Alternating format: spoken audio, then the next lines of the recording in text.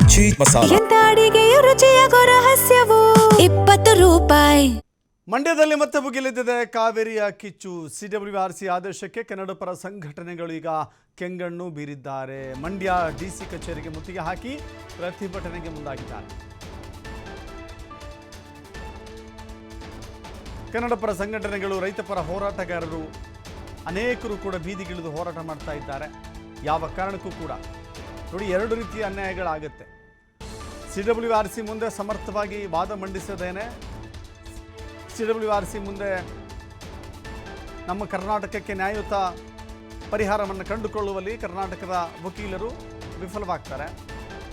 ಈಗ CWRC ನಿಯಮವನ್ನು ಇಟ್ಟುಕೊಂಡು, ಅವರ ಆದೇಶವನ್ನು ಇಟ್ಟುಕೊಂಡು ನಾವು ನೀರು ಬಿಡ್ತೀವಿ ಅಂತ ನಮ್ಮ ಸರ್ಕಾರ ಮುಂದಾಗುತ್ತೆ. ಎರಡು ರೀತಿಯ ಅನ್ಯಾಯಗಳು ನಿರಂತರವಾಗಿ ನಡೆಯುತ್ತೆ.